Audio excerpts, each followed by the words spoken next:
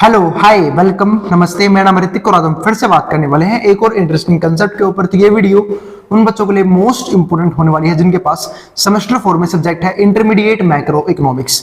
तो चलो फिर शुरू करते हैं आज की वीडियो, जहां पे आज हम फिर से बात करने वाले हैं लेसन नंबर 4 यानी कि फिलिप्स कर्व और इन्फ्लेशन के एक और इंपॉर्टेंट कंसेप्ट के ऊपर। तो आज हम समझेंगे कि फिलिप्स कर्व और इन्फ्लेशन में क्या रिलेशन होता है, ठीक है, और कैसे हम इसे कंट्रोल कर सकते हैं फिलिप्स कर्व की हेल्प से। आई बात समझ में? तो शुरू करते हैं आज की वीडियो। और भाई इस कंप्लीट सीरीज के नोट्स बन चुके हैं। जिन बच्चों को नोट्स परचेज करने हैं वो इस नंबर पे जाए 9667836336, यहां जाके वो नोट्स ले सकते हैं। अब आते हैं आज के कंसेप्ट के ऊपर। तो लेसन नंबर 4 हमारा चल रहा था इन्फ्लेशन एंड फिलिप्स कर्व, जहां पे हमने इन्फ्लेशन और टाइप्स ऑफ इन्फ्लेशन को प्रीवियस 2 वीडियोस में डिस्कस कर लिया है। और उम्मीद है आप लोग सारे वीडियो सीरीज वाइज देख रहे हो ताकि आपको किसी भी कंसेप्ट में किसी भी टॉपिक में डाउट ना बचे। आई बात समझ में? अब आते हैं इन्फ्लेशन और फिलिप्स कर्व में क्या रिलेशन होता है। तो पहले समझते हैं कि फिलिप्स कर्व होता क्या है इन्फ्लेशन के केस में, ठीक है। तो फिलिप जो कर्व है ना, तो वो क्या रिलेशन करता है वो देखते हैं। The relationship between the rate of ways growth and जिसे बोलते हैं rate of inflation and the rate of unemployment in the economy. यानी जो फिलिप्स कर्व है वो हमें ये समझाता है कि वेज ग्रोथ का मतलब ही क्या है, इन्फ्लेशन का एक जरिया होता है ये। तो एक सिंपल सी बात है, मैंने आपको बात समझाई थी प्रीवियस वीडियोस में। जब भी वेज बढ़ते हैं यानी कि जब भी वेज रेट बढ़ाने के लिए बोलता है कौन, एम्प्लॉय, तो होता क्या है, कॉस्ट ऑफ प्रोडक्शन राइज कर जाती है, यानी कि सीओपी जो है कॉस्ट ऑफ प्रोडक्शन राइज कर जाती है। अब कॉस्ट ऑफ प्रोडक्शन राइज करने की वजह से क्या होते हैं, प्राइस राइज कर जाता है, और प्राइस राइज होने का मतलब क्या होता है, इन्फ्लेशन क्रिएट होता है। तो वेज रेट का बढ़ना अपने आप में एक सिंबल क्या है कि इन्फ्लेशन क्रिएट हो रहा है। तो जो फिलिप्स कर्व है वो रिलेशन दिखाने की कोशिश करता है क्या, कि वेज रेट जो ग्रो हुआ है उसका और अनएम्प्लॉयमेंट का क्या रिलेशन है। आई बात समझ में? तो ये बात ध्यान रखना। तो the relationship between the rate of ways growth, rate of inflation and the rate of unemployment in the economy. अभी क्या रिलेशन था वो समझते हैं। जो गिवन फिगर है displace the Phillips curve PC which illustrate the relationship between the percentage change in पे, यानी कि कितना चेंज आया पेमेंट में, percentage change in payment and the percentage change in unemployment. मतलब ये जो कर्व है ना, ये पूरा का पूरा सिर्फ ये शो करने के लिए बनाया हुआ है कि अनएम्प्लॉयमेंट में और इन्फ्लेशन में क्या रिलेशन होता है, ठीक है। वैसे मैं आपको बता रहा हूं, अनएम्प्लॉयमेंट में और जो इन्फ्लेशन है उसमें नेगेटिव रिलेशन पाया जाता है, ठीक है। यानी कि इन्फ्लेशन जो है और जो अनएम्प्लॉयमेंट है उसमें क्या होता है, नेगेटिव रिलेशन होता है। इसका मतलब क्या है कि अगर इन्फ्लेशन बढ़ रहा है तो अनएम्प्लॉयमेंट क्या होगा, कम होगा, और अगर इन्फ्लेशन कम हो रहा है तो अनएम्प्लॉयमेंट क्या होगी, बढ़ रही है। आई बात समझ में? तो ये अनएम्प्लॉयमेंट कम होने का मतलब क्या है, इन्फ्लेशन बढ़ रहा है। अब इसका रीजन समझने की कोशिश करना थोड़ा डीप में जाके, क्योंकि ये डिस्कस तो मैं प्रीवियस वीडियो में भी किया था ये वाला पॉइंट। तो बात है भैया, इसका रीजन क्या है वो समझते हैं अब, है ना। तो अनएम्प्लॉयमेंट रेट कम होने का मतलब क्या होता है कि मार्केट में कहीं ना कहीं, इकोनॉमी में कहीं ना कहीं बेरोजगारी कम हो रही है, यानी कि ज्यादा से ज्यादा लोगों को जॉब प्रोवाइड की जा रही है। और जब ज्यादा से ज्यादा लोगों को जॉब प्रोवाइड की जाएगी तो उनके पास क्या आएगा, पैसा, है ना।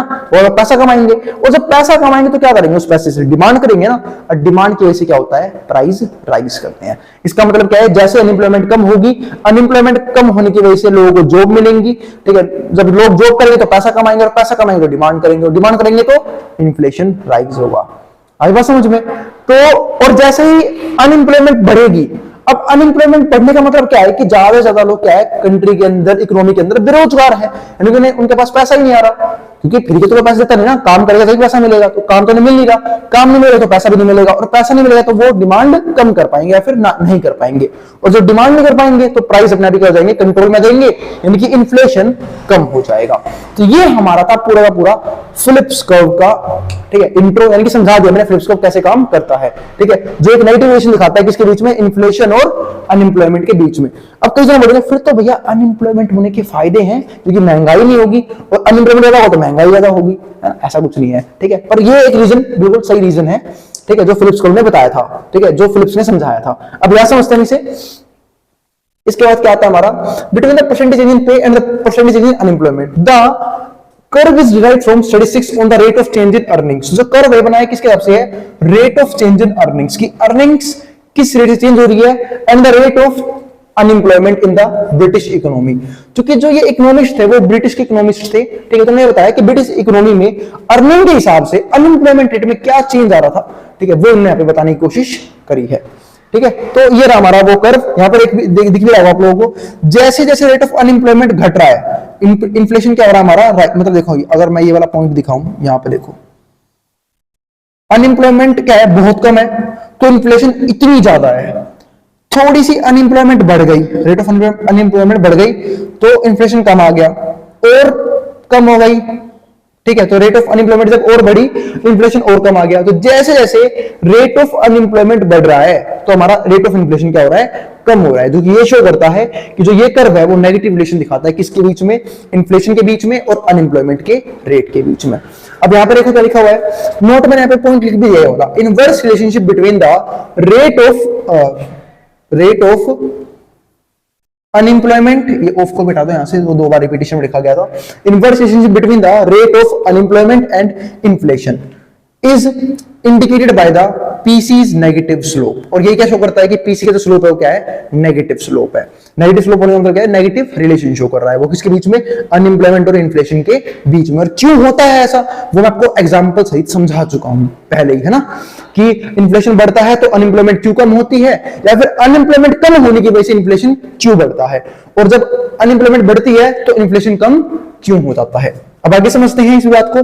देयर आर टू रीजंस, यहां पे दो रीजंस हैं फॉर द इनवर्स रिलेशनशिप। अब हमें यही समझना है, वैसे मैं समझा चुका हूं पहले, फिर हम इस पॉइंट को डिलीट करते हैं एक बार। There are two reasons for the inverse relationship between earnings and unemployment. यानी कि अर्निंग का मतलब क्या होता है, वेज रेट, और वेज रेट बढ़ने का मतलब क्या होता है, ठीक है, कि मार्केट में इन्फ्लेशन बढ़ रहा है। तो हमें यहाँ पे समझेंगे कि क्यों नेगेटिव रिलेशन होता है किस चीज के बीच में, अर्निंग्स यानी कि इन्फ्लेशन के बीच में और अनएम्प्लॉयमेंट के बीच में। इसके लिए दो रीजन लिखे हुए हैं। फर्स्ट समझते हैं, changes in unemployment rates and overall economic activity are likely to have an impact on relative negotiating power of management and unions.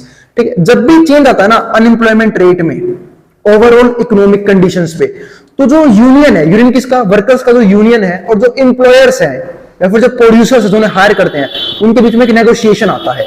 अब एक ऐसा नेगोशिएशन होता है वो समझते हैं। सपोज करो मार्केट में अनएम्प्लॉयमेंट रेट क्या है, बहुत कम है। ये सिंबल डिक्रीज करने के लिए लगाया हुआ है मैंने। अनएम्प्लॉयमेंट रेट मार्केट में क्या है, बहुत ज्यादा कम है। जब अनएम्प्लॉयमेंट रेट बहुत ज्यादा कम होगा, इसका मतलब क्या है, मतलब एज कंपेयर डिमांड, अब लोगों के पास जॉब है, ठीक है, लेकिन प्रोड्यूसर को अब भी लोग चाहिए अपनी प्रोडक्शन को इंक्रीज करने के लिए।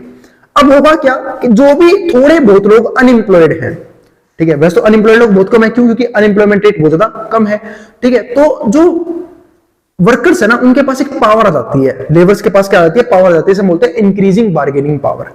कि भाई जब उनकी डिमांड है, ठीक है, तो वो क्या करते हैं, अपने प्राइस को हाई कर लेते हैं। तो इसीलिए जब अनएम्प्लॉयमेंट रेट कम होता है तो जो वर्कर्स का यूनियन है वो अर्निंग्स बढ़ाने की बात करता है कि भाई पैसा फालतू दो तभी हम आएंगे। आई बात समझ में। और पैसा फालतू होने का मतलब क्या है, जो पैसा फालतू लेंगे इसका मतलब क्या है कि कॉस्ट ऑफ प्रोडक्शन प्रोड्यूसर की राइज कर जाएगी। कॉस्ट ऑफ प्रोडक्शन को राइज करेगा, इसका मतलब क्या है कि प्रोड्यूसर क्या राइज करेगा, फिर वो प्राइस। क्योंकि कोई भी प्रोड्यूसर अपनी जेब से पैसा नहीं देता है, जब उसे कोई चीज बनाने में उसका फालतू पैसा लग रहा है तो वो जब उस चीज को बेचेगा ना तो फालतू पैसा लेगा, वहां से फालतू पैसा लेगा तो प्राइस बढ़ जाएंगे, और प्राइस बढ़ने की वजह से इन्फ्लेशन राइज कर जाएगा। तो ये पूरा कंप्लीट रीजन होता है, ठीक है। अनएम्प्लॉयमेंट घटने की वजह से अर्निंग बढ़ती है, किसकी, वर्कर्स की, क्योंकि अनएम्प्लॉयमेंट कम है। तो इसका मतलब क्या है कि वर्कर्स की डिमांड फालतू है लेकिन सप्लाई उतनी है नहीं, तो वर्कर जो मर्जी प्राइस मांगे, ठीक है, उन्हें देना पड़ेगा, हायर प्राइस पे करना पड़ेगा प्रोड्यूसर्स को, वर्कर्स को। और इसी का उल्टा भी होता है। इसी का उल्टा का बताओ, समझाता हूं आपको। सपोज करो अनएम्प्लॉयमेंट बहुत ज्यादा है, अनएम्प्लॉयमेंट की ऑलमोस्ट पूरी इकोनॉमी में 50% लोग अनएम्प्लॉयड है। तो अब क्या करेंगे, जब भी लोग बहुत सारे अनएम्प्लॉयड होते हैं ना, तो लोग सस्ते में काम करने के लिए तैयार हो जाते हैं, यानी कम से कम पैसों में भी काम करने के लिए तैयार हो जाते हैं। तो जब अनएम्प्लॉयमेंट रेट बहुत ज्यादा होता है तो लोग, अर्निंग जब उनकी कम होती है ना, तब भी वो काम करने के लिए तैयार होते हैं। जब अर्निंग कम होती है तो हमारा जो कॉस्ट ऑफ प्रोडक्शन है वो क्या होता है, डाउन हो जाता है। कॉस्ट ऑफ प्रोडक्शन डाउन होने की वजह से प्राइस डाउन हो जाते हैं, जिसकी वजह से क्या क्रिएट होता है, इन्फ्लेशन कम हो जाता है, या फिर मैं कह सकता हूं डिफ्लेशन आ जाता है। आई बात समझ में, ठीक है। अब इसी पॉइंट को यहाँ पे पढ़ने वाले हैं। Changes in unemployment rates and overall economic activity, जैसे ही चेंज आएगा अनएम्प्लॉयमेंट रेट में और ओवरऑल इकोनॉमिक एक्टिविटी में, are likely to have an impact on relative negotiating power of the management and unions. तो यहां पे जनरेट होती है नेगोशिएटिंग पावर, किसके बीच में, मैनेजमेंट के बीच में और यूनियन के बीच में। वो हो सकता है यूनियन के फेवर में हो, ठीक है, या फिर हो सकता है वो प्रोड्यूसर के फेवर में हो। देखो दो चीज होगी, अगर मार्केट में अनएम्प्लॉयमेंट रेट बहुत कम है, यानी कि बहुत कम लोग बेरोजगार है, तो फेवर में किसके है? वर्कर्स के, क्योंकि वर्कर्स की तादाद कम है जो काम करना चाहते हैं वर्क फोर्स के अंदर। आई बात समझ में? तो वो लोग हायर पैसा, मतलब ज्यादा पैसा मांगेंगे, ठीक है, हायर अमाउंट मांगेंगे काम करने के लिए। लेकिन अगर सपोज करो दूसरे वाला केस है, यानी कि अनएम्प्लॉयमेंट बहुत ज्यादा है, तो ये फायदा होता है प्रोड्यूसर्स के लिए, क्योंकि प्रोड्यूसर के पास अब ऑप्शन आते हैं कि वो किसको भी चूज सकता है अपने काम को करवाने के लिए। अगर कोई महंगे में कर रहा है उसको हटा देगा, कोई सस्ते में कर रहा है उसको उससे काम करवा लेगा। आई बात समझ में? तो ये चीज होती है। तो यहां पे क्या आता है हमारे पास? Unions. The trade unions typically push for significant increase in wages. तो जो हमारे ट्रेड यूनियंस है, मतलब जो भी ये काम करते हैं, वर्कर का यूनियन चलते हैं, typically push for significant increase in wages. तो वो वेजेस को बढ़ाने की बात करते हैं when there are worker shortage, जब क्या होती है? वर्कर की शॉर्टेज हो। वही आपने समझाया कि जब भी वर्कर की शॉर्टेज होगी, इसका मतलब क्या है? अनएम्प्लॉयमेंट बहुत कम है, तो वो लोग अपनी वेजेस को इंक्रीज करने की बात करेंगे, ठीक है। Shortage and low unemployment rate, इससे क्या होगा? लो अनएम्प्लॉयमेंट, जब कौन सा केस हो? लो अनएम्प्लॉयमेंट रेट का, ठीक है। अब दूसरा क्या आता है? दूसरा पॉइंट होता है, तो ये पॉइंट मैंने क्लियर कर दिया। दूसरा पॉइंट क्या है? A generalised excess demand for labour is the second reason explaining the inverse relationship between the money pay rate and the unemployment rate. इस बात का मतलब क्या है कि जब डिमांड क्या है? बहुत ज्यादा है, एक्सेस डिमांड ऑफ लेबर। अब लेबर की एक्सेस डिमांड कब होती है? जब आउटपुट लेवल इंक्रीज करना हो, है ना। जब किसी भी प्रोड्यूसर को किसी भी इकोनॉमी में आउटपुट लेवल इंक्रीज करना हो, और आउटपुट लेवल इंक्रीज हम ये माने चलते हैं कि वो जब इंक्रीज होंगे, जब वो वर्कर्स को हायर करेंगे, उनसे काम करवाएंगे, तब आउटपुट लेवल फालतू जनरेट होगा।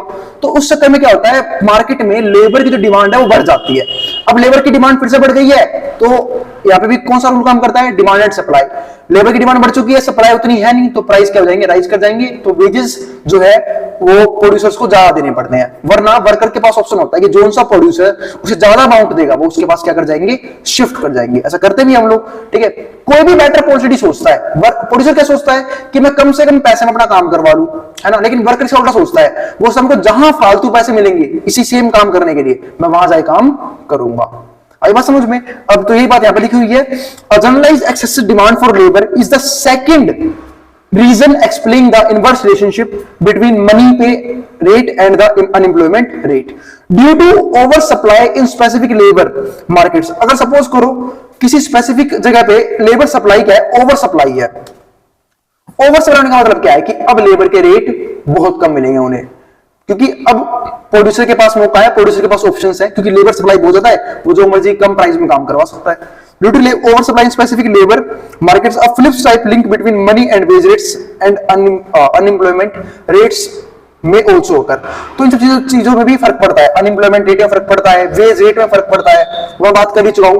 जब सप्लाई बहुत ज्यादा होगी, इसका मतलब क्या है कि अनएम्प्लॉयमेंट बहुत ज्यादा है, जिसकी वजह से वर्कर्स को कम पैसा मिलेगा काम करने के लिए। अब एक दिक्कत यहां पे और भी आती है, इफ, इसे तो आप लोग नोट मान सकते हो इस पॉइंट को कि ये काफी इंपॉर्टेंट पॉइंट है। If there are obstacles to geographic and occupational mobility of labour. कई बार क्या होता है, जो लेबर्स है ना, वो यहां से वहां जा नहीं पाते कुछ रीजंस की वजह से। सपोज करो मैं एग्जांपल दूं, इंडिया में जो है वो लेबर का पैसा बहुत कम मिलता है। इंडिया के अंदर जो वेज रेट है वो काफी कम है एज कंपेयर टू, अगर मैं यूरोपियन कंट्रीज की बात करूं, ठीक है। तो इंडिया के अंदर जो लेबर वेज रेट है वो बहुत ज्यादा कम है, ठीक है। लिख देता हूं मैं यहाँ पे, इंडिया लेबर वेज रेट, ठीक है, बहुत कम है। लेकिन यहीं पे अगर आप यूरोपियन कंट्री में चले जाओ, यूके में चले जाओ, यूएस में चले जाओ, यहाँ पे बहुत ज्यादा है। तो क्या इंडियन लेबर वहां काम कर जा सकते हैं? बहुत मुश्किल है, क्योंकि यहाँ पे क्या होता है, मोबिलिटी नहीं है, उन्हें वीजा चाहिए, बहुत सारे पेपर वर्क करवाने पड़ेंगे वहां पे काम करने के लिए। तो ऐसा पॉसिबल नहीं है कि सारे वर्कर किसी और कंट्री में चले जाएं, चाहे वो यहाँ पे चले जाए, यूएई में चले जाए, दुबई चले जाए, ठीक है, यूके में चले जाए। तो बहुत मुश्किल होता है। क्यों? क्योंकि बहुत सारा पेपर वर्क फॉलो करना पड़ता है, ठीक है। और कई बार तो वो लोग फंस भी जाते हैं ऐसी जगह जाके, बिना वीजा के चले गए, ठीक है, तो बहुत सी दिक्कतें आती हैं। तो इसकी वजह से जा नहीं पाते। तो इसी केस को हम क्या बोलते हैं कि जब भी कहीं पे ऑब्स्टेकल है, ज्योग्राफिक हो या फिर ऑक्यूपेशनल मोबिलिटी के चक्कर में हो of labour, workforce shortage in specific industry drive to wage rates even during the unemployment period, ठीक है। इसका मतलब क्या है कि वर्कफोर्स जो है वो शॉर्ट हो जाएगी, क्योंकि वहां पे लोग आ ही नहीं पा रहे। उसके दूसरे रीजन हो सकते हैं, ठीक है। तो जब वहां पे लोग नहीं आ पा रहे, इसका मतलब क्या है, वहां पे कम लोग हैं काम करने के लिए। जब कम लोग काम करने के लिए होंगे, इसका मतलब क्या है कि डिमांड तो है पर सप्लाई है नहीं, जिसकी वजह से फिर से जो वर्कर्स के जो वेज रेट है वो हाई हो जाएंगे, जिसकी वजह से इन्फ्लेशन फर्दर राइज कर जाएगा। आई बात समझ में? तो ये एक लॉजिक होता है किसके बीच में, अनएम्प्लॉयमेंट और इन्फ्लेशन के बीच में, जो हमने समझा फिलिप्स कर्व की सहायता से। और उम्मीद है आपको फिलिप कर्व क्लियर हो गया होगा और अनएम्प्लॉयमेंट और इन्फ्लेशन में क्यों नेगेटिव रिलेशन होता है वो सारे पॉइंट में डिस्कस किए, ठीक है। और उम्मीद है आपको वीडियो अच्छे से समझ में आ गई होगी, सारे कंसेप्ट क्लियर हो गए होंगे। फिर भी कोई भी डाउट, कोई भी क्वेरी हो अपने कमेंट बॉक्स में कमेंट कर देना, मैं उस क्वेरी को रिजॉल्व करने की पूरी कोशिश करूंगा। मिलेंगे हम फिर अगली वीडियो में, जहां पे हम बात करेंगे इसके नेक्स्ट कंसेप्ट के ऊपर, नेक्स्ट टॉपिक के ऊपर। आई बात समझ में? तो चलो फिर तब तक के लिए बाय। अब जिसको जो उतारना है उतार सकता है, मैं हट रहा हूं बोर्ड के सामने से।